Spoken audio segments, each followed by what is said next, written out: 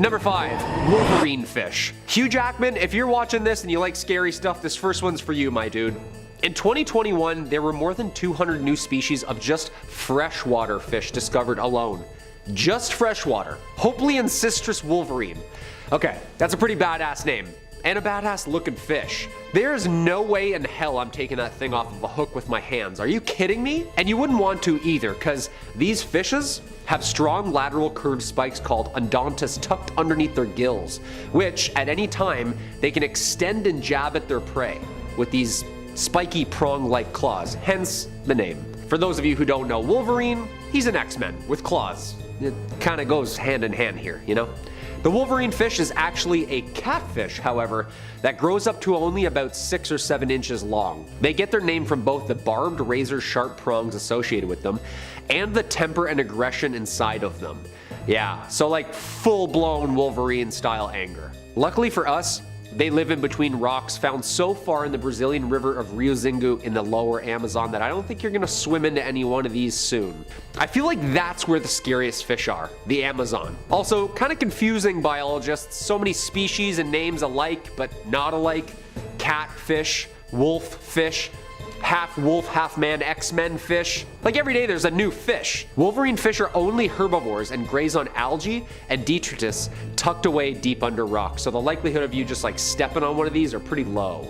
Might scare you away from their home, but they won't eat you. Just don't go flipping over any rocks and reaching underneath murky water in the Amazon. That's all I can say for this one. Number 4, alien fish? Well, one magnificent alien fish, Advena magnifica, which translates to magnificent alien, hence the name. No, it's not from outer space or anything, don't panic. Technically, it's not even a fish. This sea sponge literally gets its name because it just looks like E.T. Hey, I didn't name it, they did. To be fair, it does look like E.T. the alien, come on. The long neck, the huge head, the big eyes, it's literally perfect. This year, a new sea sponge was discovered officially. Well, plucked back in 2017, but they're sure now that it's a completely new species. Over 6,000 feet deep in the Pacific Ocean, research team from the Smithsonian National Museum of Natural History came upon a mesmerizing seascape. Dr. Chris Ma of the team dubbed the scene, quote, a forest of the weird. The sea sponge rises up from the seafloor to look exactly onto the direction of the current, mouth open, hoping to swallow up some bacteria to eat. That's sick, just an alien sponge sticking their ET heads out, catching the breeze, hoping for some fast food. Doesn't sound like a bad gig. The 2 holes of the sponge that give it its signature ET eyes appearance are clearly visible on the outside of its head. These holes, technically oscules, serve as openings of which the sponge pumps water out of. The sponge is covered in even tinier pores where the water is drawn into the sponge along with tasty bacteria and other small prey. Just sucked in through small chambers and the water's pumped out through a bunch of canals. Cristiana Castello Branco, the researcher who found this deep-sea gray, explains the importance of this discovery by saying, quote, as all of these organisms are intricately connected, by documenting and describing marine biodiversity, we are building a better understanding of life and the impact of humans on Earth. Yeah, 100% we're all connected. Let's give these little dudes some clean water. How about that, people, all right? No more Mountain Dew bottles just thrown into the lake. Pick it up. Number 3, bulldog fish. Catfish, wolverine fish, now bulldog fish. When are we just gonna have a fish, you know? The bulldog fish, or the Xenactinus oryx. That sounds like a Decepticon, doesn't it? Xenactinus oryx? Roll out. Well, it's Autobots. Never mind. This thing can truly teach a new dog some old tricks. Like 90 million years old tricks, because our newest discovery is actually a really old one. Extinct, thankfully. You wouldn't want to haul this thing up in your net. The Dino of the Week blog states that some of the longest bulldog fish ever may have once even measured up to 6 meters long. Yeah, that's like a regular sized shark. The bulldog fish fossils may be quite valuable as well. A fully intact, complete framed specimen sold for about $110,000 at Sotheby's auction house. Is this the reason fish and chips are so expensive nowadays? Like, what's going on here? This scary dude roamed the warm, shallow waters of the Western Interior Seaway that split America in 2 halves during the Upper Cretaceous period. Distinguished by their heavy, bony skull and armed to the tooth with teeth like a nightmare, last year, Andy Moore, a local fisherman, made a discovery while while taking part in a fishing competition in Nebraska. When he brought his kayak over to free his line, he first thought that it was a skeleton of something that had recently died, so he just returned back to his tournament. He contacted the sheriff's department after the tournament, worried, and they got back to him saying it was his lucky day. Dude, imagine just reeling in a 90 million year old fish during a fishing tournament. Like, I hope he won. That's definitely first place, isn't it? Oh, Andy? Oh yeah, caught a 90 millioner. Yeah. Number 2, the barreleye fish. Tubular eyes, bro. No, seriously, your tubular eyes actually are very rare and also significantly puzzling. Say hello to the barreleye fish, or the Macropina microstoma from the Opisthoproctus species, meaning backwards in Greek, to signify their uniquely designed flipped up eyes luminously inside, alive in their head, or backwards. Generally directed upwards and back to detect the silhouettes of both predator and prey, although they can move their eyes back to forward. Basically, they have a sunroof above their head that they can look up from inside their own head. Hey, that's pretty tubular, bruh. They can be found deep in tropical waters in the twilight zone, between 600 and 800 meters down. There are fish that gaze upwards through their transparent heads with eyes like mesmerizing emerald orbs. These domes are huge spherical lenses that sit on a pair of long silvery eye tubes, hence its common name. The barreleye fish has a green tint over their eyes, which even acts as kind of like a sunglasses to help them track down prey in any sort of lighting. There is literally nowhere to hide, even for a bioluminescent fish. Barreleyes are one step ahead the entire time. After years of only seeing dead, net-caught specimens, in 2021, Bruce Robinson with the Monterey Bay Aquarium Research Institute in California and their high-def cameras finally got a pretty good look at these dudes using remotely operated vehicles. Dude, these are apparently really rare. Side note, is this how fish are evolving? Like their heads are becoming see-through all of a sudden? Because this is terrifying. Like, imagine a shark with a sunroof. Number 1, the snapping shrimp. This little guy, the snapping shrimp, aka the pistol shrimp, aka mussel in the Alphidae family. Sounds like a mafia family, doesn't it? Hey, I'm a pistol shrimp with the Alphidae family, who's asking? This little thing can literally create a sonic boom under the water right before and as it's attacking you. That's not scary at all. It's so fast you literally don't even know what's happening due to the stun alone and how fast it is. You won't see it coming, you might hear it coming. This thing's sound is that big, it creates a sonic boom. We know nothing, Jon Snow. Like, they're apparently found in coral reefs and oyster reefs. These pistol shrimp hit their prey at over 100 kilometers per hour. In doing so, a large air bubble is created, and because this Mike Tyson shrimp is so quick with the jab, the following pop is around 200 decibels. It has a punching hand and a claw hand, like a jab and a cross. The sound stuns their prey first and resembles sticks breaking or cracking of a knuckle under the water. But don't panic, not in any lakes or freshwater, they live in tropical seas. They're usually muddy green or orange in color, usually only about that big. Scientists found that actual light is produced when the bubble pops due to the high temperature and pressure under the water. They're the only ones so far that can do this. I mean, this is pretty sick.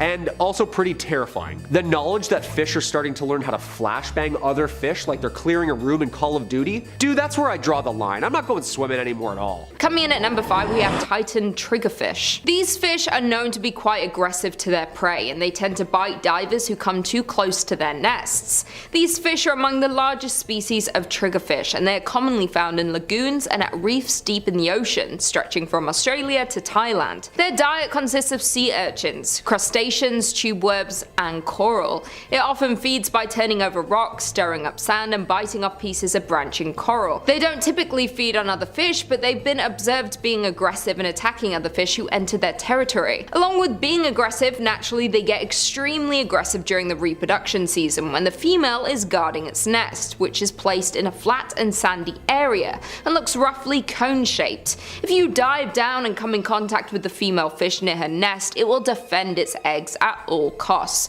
often exposing its erect dorsal spine and swimming rapidly towards you to attack. It is suggested to swim horizontally away from the danger zone rather than going up to the surface right away. Triggerfish can grow up to 30 inches, and their size and oval shape make them very recognizable, along with their threatening looking teeth, and have evolved as an apex predator within their natural habitat. If you're on vacation and are planning to go scuba diving or snorkeling, be careful not to swim near coral reefs because they tend to swim around around there, and if you get too close, they will attack and bite you. The Titan triggerfish bites are not venomous, they are extremely painful and can cause serious injury. Coming in at number 4, we have flower urchin. Yes, it has a nice name, but it is anything but that. It is considered to be the most dangerous urchin in the world. This urchin has flower-like patterning and are usually a pinkish white to yellowish white colouring with a central purple dot, and that's how it got its beautiful name. They tend to live in coral reefs, seagrass and sandy environments lower down towards the ocean floor, and it feeds on algae, bryozoans and organic detritus, and can grow to a maximum diameter of 15 to 20 centimeters.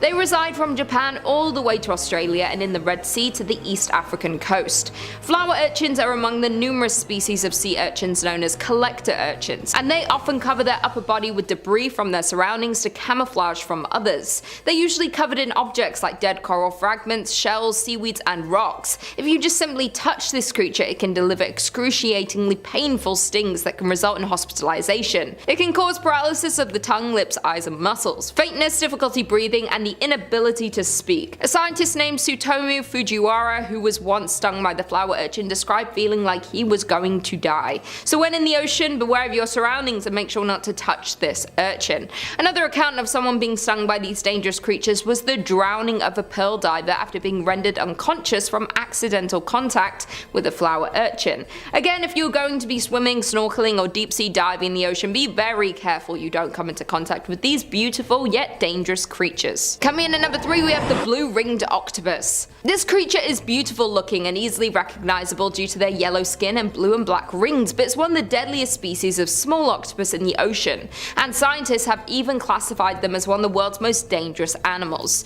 To the eye, this creature is beautiful, but their blue and black rings around their bodies change dramatically when they become threatened. Despite only being 5 to 8 inches in size, their venom is extremely powerful and can be very dangerous to humans if they're provoked. If stung, it can result in a number of things such as nausea, respiratory arrest, heart failure, blindness, total body paralysis, and can lead to death within a few minutes if not treated, or could cause drowning due to the results of the venom, and the inability to swim to the surface.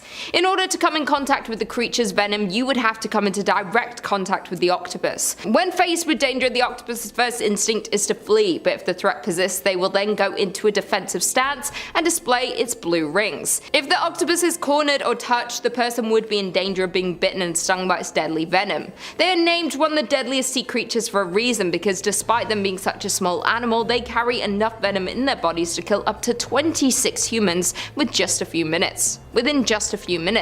These terrifying sea creatures feed crabs, shrimp and other small animals. They reside in tide pools and coral reefs in the Pacific and Indian Oceans, from Japan to Australia, and their species tend to only live around 2 to 3 years, but this may vary based on their nutrition, temperature and intensity of light. Be extremely careful when in the ocean, be sure to watch out for these terrifying creatures. They would be easy to see due to their bright colours, but if spotted, swim away fast before you get attacked. Coming in at number 2, the box jellyfish. This is a species of jellyfish that usually tops the list of the most dangerous sea creatures in the world, and the world's most venomous creature. At first look, its appearance isn't too threatening, but if stung, it is life-threatening. The sting can result in death in less than 5 minutes. The most recent death from a box jellyfish sting was in February 2021 to a man who passed away 10 days after being stung while swimming at Cape York Beach in Australia. Before that, the last known fatality was in 2007, and total of 79 deaths since the first report in 1883, and that's just in Australia alone.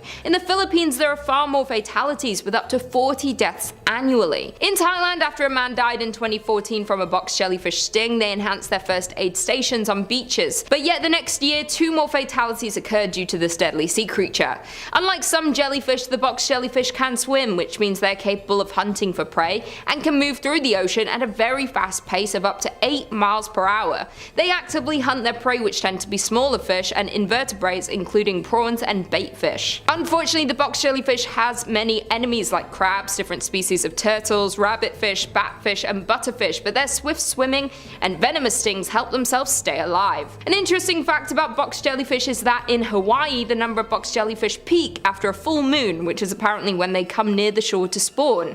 So if you're thinking of going for a swim in the ocean during a beautiful full moon, I'd advise to just wait until the next day, because you don't want to ruin a nice vacation with a fatal box jellyfish sting.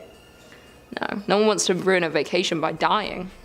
That would suck. And finally, in at number 1 we have cone snail. Just by looking at this little snail sitting in its shell, you wouldn't think it would be dangerous or harmful at all. Their shells are beautiful looking with colourful and complex patterns on its shell, but don't be fooled, you should never handle this snail. It is one of the most venomous sea snails in the ocean. There are over 600 species of these cone snails all around the world, and they are extremely toxic. The most dangerous species to humans are the slightly larger ones, but pretty much all cone snails are capable of stinging if handled or stepped on, and can be very fatal to humans. Cone snails use a hypodermic needle-like modified radula tooth, and their toxic venom gland is used to attack and paralyze their prey instantly before eating them. The tooth is hollow and barbed and is attached to the tip of the radula inside the snail's throat. When the snail detects an animal nearby that it wants to feed on, it extends a long flexible tube called a proboscis towards their prey, and the radula tooth is loaded with their toxic venom from their venom bulb and is fired into the prey by a powerful muscular contraction. It's like gleeking. They tend to be found in all tropical and subtropical seas in deep areas near rocks and coral reefs. These toxic creatures are carnivorous and predatory, and they feed on small bottom-dwelling fish, marine worms, and even other cone snails. If you're going to swim in the ocean, you shouldn't really ever come in contact with these venomous creatures due to them living on the ocean floor. But if they ever wash up on the shore, be careful if you're collecting shells from your vacation, and make sure you don't pick up any cone shells just in case there's a snail living inside, because it could be deadly. Only one drop of their venom can kill up to 20 people. So when swimming in the oceans, be careful and watch out for all these deadly creatures. This is why I never go in the ocean, everything wants to kill you. Coming in at number 5 we have colossal squid. The colossal squid, which is not seen by many humans unless they have washed up on shore, they are considered to be the largest and heaviest squid species in the sea, weighing a total of 1,500 pounds and having a length of 33 feet long, as well as being the most elusive and mysterious creatures of the deep sea. The species were first discovered in 1925 when 2 colossal squid arms were found in a sperm whale's stomach. Then in 1981 another one was discovered, and finally in 2003 the colossal squid was collected for further research of this new and crazy species of squid. But to this day very little is known about this deep sea creature. These squids are also known to have the largest eyes out of the entire animal kingdom, being larger than a human head. Unlike other squid species, have hooks on their arms which are very muscular and strongly attached to their arms, and it's said these hook-like things are used to help the squid hold and immobilize struggling prey.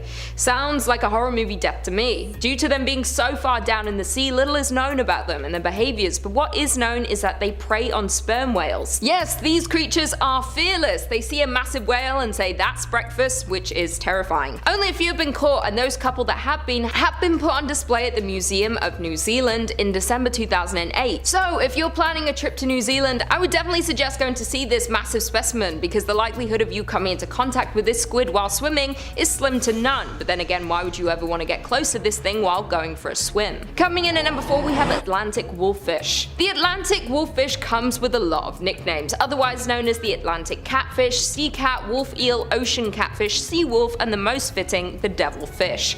Their blue-like appearance makes them stand out from many of the other fish species in the deep sea.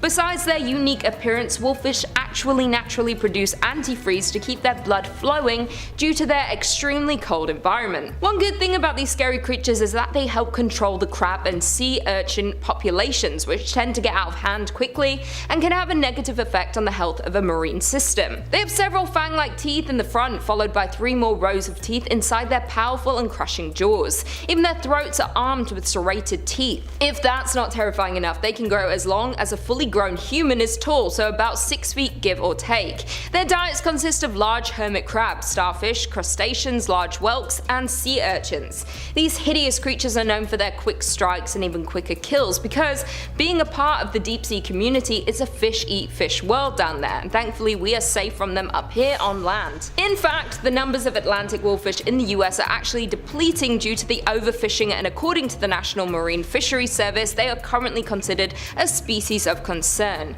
If you're an avid fisher in the Atlantic Ocean, try to steer clear from these creatures and let them do their own thing. Coming in at number 3 3. Deep sea dragonfish. This is probably one of the ugliest fish I've ever seen, which is why it fits perfectly on this list, and that is the deep sea dragonfish. Sometimes referred to as the scaleless dragonfish, this hideous creature looks like something straight out of a horror movie, with its sharp transparent teeth, slimy skin and enormous mouth which can open more than 100 degrees. Even though it's not the biggest creature of the deep sea, that doesn't stop it from eating prey 50 times its size, and that is beyond scary. This creature's teeth are stronger than the teeth of some of the fiercest fish predators like piranhas and even great white sharks. The dragonfish is a ferocious predator and can actually produce its own light through a chemical process known as bioluminescence, but when he's not hunting prey, he can easily disappear into the darkness of the deep sea and lurk in his habitat, 1600 feet under the surface of the ocean. The deep sea is the darkest and deepest corner of the ocean. With crushing pressure and lack of oxygen and light, it makes it extremely difficult for anything to survive down there. Thankfully, this predator is deep down in the ocean, and hopefully none of us will ever come in contact with this hideous water monster.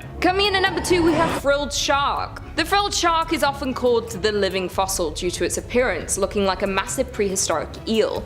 They have a dark brown exterior and are almost 7 feet long. These creatures are terrifying due to their 40 rows of curved, razor-sharp teeth, which is a total of about 300 teeth. First discovered in 1876 by zoologist Ludwig Dodelin, who classified this creature as a discrete species of shark, and a few years later, after much research, it was later named its own species in the shark family, given a name because of its frilly looking gills, and today there are 2 different types of species of the frilled shark.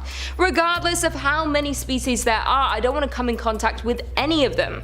This creature tends to live in the Atlantic and Pacific Oceans and don't tend to come into contact with humans, but a handful of times they have been accidentally caught by commercial fishermen. Thankfully, you probably will never come into contact with this terrifying creature because the closest they've come to the ocean surface is 390 feet deep, but typically they reside more than 3 times that depth. They live very close to the ocean floor and survive off of cephalopods, bony fish and smaller sharks. When hunting for food, these creatures move similar to an eel, lunging and bending to capture their prey and continue to swallow them whole with their long and flexible jaws and of course their massive amounts of teeth. Due to the creatures living in the deep sea, they are rarely seen and for good reasons, but there was rare footage that came out in 2007 of one. If you're not too scared, you can go check it out after this video. And finally, in at number 1 we have stonefish. They are known to live in the tropical Pacific and Indian Oceans, and these deep sea creatures have perfect camouflage to look like a rock on the floor of a coral reef. So even if you somehow were around one, you probably wouldn't even notice it was a fish. They are close relatives to the scorpion fishes and consume other reef fishes and some seafloor invertebrates. They don't actively hunt their prey, they just wait for their prey to come to them, waiting hours at a time, and when their potential target is less than their body length away, they will strike. They have some of the most powerful jaws and very large mouths that create so much pressure they are able to easily trap their unsuspecting prey and swallow them whole. This creature is the most venomous fish in the world. It has 13 spines along its back that can release the venom, and this can kill a human within a few hours. They have a potent neurotoxin secreted from glands at the base of their needle-like dorsal fin spines, which they stick up when disturbed or threatened. The more venom that is injected into you, the worse it will be. Their stings cause terrible pain, swelling, necrosis, and then of course death. These horrifying creatures are actually considered a delicacy in many parts of Asia, such as Japan and China. They are usually cooked ginger and put into a clear soup, but could also be served raw as sashimi. As long as they're prepared correctly and their dorsal fins are removed, they are a dense and sweet snack and considered by many to be good for your health. If you're swimming in the ocean, you thankfully won't come in contact with this killer fish creature because they live on the ocean floor, so you won't have to worry. But if you're curious about the stonefish, you can check out more about it on the show River Monsters. They did an episode in 2017. Even though the stonefish isn't the largest creature in the deep sea, it's their venom that makes them the most terrifying. They don't use their venom to catch prey, but it's quite effective when they are threatened and can turn away even the strongest potential predators. Number 5. The Kraken. Over the port side, boys! There she blows! Batter down the hatches, the Kraken's here! I'm sorry, I absolutely could not resist. I'm just trying to paint you a picture of the scene here. The Kraken is an absolutely legendary sea monster, harking back to old sailors' tales from the 17th century. It started as an old Nordic legend and was said to haunt the waters from Norway through Iceland. But as its legend grew, stories of the Kraken would be passed throughout the world, carrying on from sea to shining sea. It's widely theorized that the legend of the Kraken began with sightings of the colossal squid, a creature almost as mythical as the Kraken itself. An old fisherman's tale, it's depicted as a colossal cephalopod, capable of crushing a fully stacked galleon with its tentacles and bringing it down to the ocean floor. If the tentacles and its heaving beak aren't enough, it also creates whirlpools around it, as it drags your doomed ship down with it all the way down to Davy Jones's locker. The Kraken probably has one of the best PR agents in the sea monster community, being the subject of stories, songs for centuries, finding its way into numerous movies, a career-making role in Clash of the Titans, a very strong supporting role in the Pirates of the Caribbean franchise really helped elevate it to stardom, even finding its way into a bunch of video games over the years, serving as a boss for players in God of War, Sea of Thieves, and for the real OGs out there, RuneScape as well. When it comes down to who could defeat who, it's not even a question. The Megalodon wouldn't get so much as 30 seconds with the Kraken. The Kraken of lore was crushing ships in seconds. You think it's even gonna notice crushing a shark? Number 4, the Loch Ness Monster. Now, the Loch Ness Monster is probably the most famous sea creature of all time, and probably one of the most famous Scottish things of all time, alongside William Wallace, kilts, and haggis. It's also one of the world's oldest recurring cryptid stories, with the first reports of Nessie going all the way back to the year 565. And since then, Nessie has delighted cryptozoologists the world over, becoming a cultural icon for Scotland and the Loch Ness as a whole. There's been several concentrated efforts to really find the Loch Ness Monster over the years, and while nothing has ever officially shown up on a sonar or a radar, that has never stopped the stream of sightings and photos of the Loch's gentle giant. Nessie seems pretty benevolent. There's never been a story or an allegation of the Loch Ness Monster eating or hurting anyone, usually just sticking its cute little head out of the water for a quick little blurry candid to be discussed and analyzed for years. Let's talk serious for a second here. In the ring, squaring up in a 1v1, I've absolutely got Nessie over the Megalodon, easy. That long neck is gonna wrap around the Meg, get that thing lassoed. You know, the Meg is big, sure. But the Loch Ness Monster clearly has some stealth capabilities. I mean, it's been eluding capture for the better part of 1,500 years, so I've got to imagine that Nessie's got to know some pretty good tricks for hiding. But more so than anything, Nessie's got the people of Scotland riding for them. You're not just messing with a sea creature Megalodon, you're messing with a beloved cultural icon. It would be like going to war against raccoons in Toronto. The people just won't stand for it. Number 3, Umabozu, translating to sea priest, is a yokai appearing in Japanese folklore. It's depicted as a large, shadowy figure looming out of the water, appearing to sailors, breaking the ship as it rises, and demanding a bucket from whatever unlucky sailor happens to cross its path. Maybe it's got a leak in the roof. There's some differing opinions onto what the origin of the Umabozu is, as there's no specific origin to its legacy or one tale we can point towards. But it's generally agreed that the origin is that they are the spirits of priests who were thrown into the ocean by villagers for one reason or another, and because these priests have had nowhere to lay their bodies to rest, their spirits inhabit the ocean and take the form of a dark specter, haunting and taking retribution on unfortunate souls in the waters. I'd never heard about this creature until researching it for this video, and I've got to say it has got some fantastic folklore. You really should do yourself a favor and look up Umabozu after. The Umabozu rising from the sea and asking if you've got a bucket for it is hilarious. Like it's more of an annoying roommate than a sea monster asking if it can borrow something. Folklore says the Umabozu would cling onto the hull of the ship and shriek at the sailors, sinking them down. The Umabozu's weakness? The smell of smoke, apparently. So if you're looking to get rid of one, light some sage up, I guess, or light something. I'm sure that's very easy to do when you're on a wooden boat in the water. Now, squaring up against the Megalodon, this one, I actually do feel like it could go either way. The Megalodon, giant shark, Umabozu, scary specter. But I am going to give the edge to Umabozu solely because I don't know if it's got an actual tangible physical form or if it's just a shadow monster. You know, Megalodon can't really bite through shadows, I don't think that's one of its powers. As well, I could really see Umabozu pulling that little trick, you know, hanging on to the side of the Meg, asking for a bucket, and then the Megalodon, who presumably doesn't speak any languages, not understanding what's happening, gets dragged down to the bottom of the sea, never to be seen again. Number 2. SCYLLA and KRAKEN.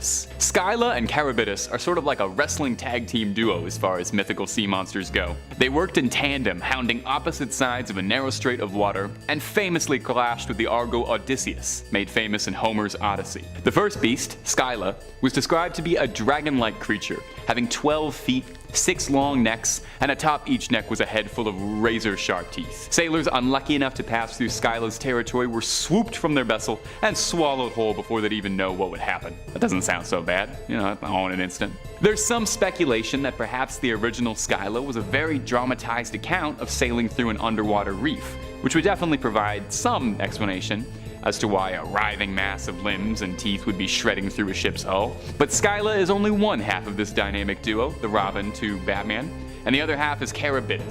KRAKEN is a little harder to describe as it has no agreed appearance. In the original myth, the Odyssey, KRAKEN presents itself as a whirlpool, savagely swirling around, creating the tides and pulling passing ships into their doom. Maybe it's just a little camera shy and it lets its more handsome sibling take a lot of the front-facing business. However, of the two, it could be argued that KRAKEN was the more dangerous of the two, as during the Odyssey, Odysseus chose to sail his ship closer to SCYLLA than KRAKEN, figuring that it was wiser to lose 6 men to lose the entire ship. Very wise guy. Now, the Megalodon. Drop out of this one before you even try. A one-on-one is one thing, but a duo battle against a whirlpool and a 6-headed dragon? Save yourself the embarrassment and just clock out and go home. Number 1. Jormungandr. Jormungandr is another old Nordic sea legend, also known as the Midgard serpent or the world serpent, and is a serpent so large that its tail would surround the circumference of the earth and all its oceans and loop back around onto itself inside its mouth, creating an Ouroboros. This impressive girth is where the creature gets its name, World Serpent. Jormungandr's also had a bit of a star-studded run in pop culture, appearing in Marvel Comics and most recently the new God of War, based around Nordic legends. Jormungandr is fairly central to Nordic mythology, as it was said that when the creature would stop biting its own tail and release it from its jaws, it would be one of the signs of Ragnarok, and the creature would thrash its tail and the seas would rise up and flood Midgard, the Nordic term for their realm. There are several notable myths detailing Thor's many encounters with Jormungandr, and his various attempts to overpower the beast and to slay the mighty serpent, although as the myths go, he was never quite successful. Good for me, because I actually don't think I would do too great in Ragnarok. I'm really not much of a fighter, and I don't think I would do well wrestling any Vikings. It's said that when Ragnarok occurs, Thor will slay the mighty serpent, only to find himself defeated by poison from the creature himself. All of this to say is that as far as sea monsters go, there could not possibly be anyone more powerful in lore than Jormungandr. All this beast has to do to initiate the end of the world is to take its tail out of its mouth. The Megalodon wouldn't be able to challenge this thing. It would literally be over before it began. The Jormungandr opens its mouth to start the duel, and that's it. It's done. Not only is the Megalodon done, but everything's done. Seas flooding, fires raining down from the heavens. How could there possibly be a more powerful sea monster than this? Unless they update the Nordic myths at all, I doubt anything will ever top the legend of the Jormungandr.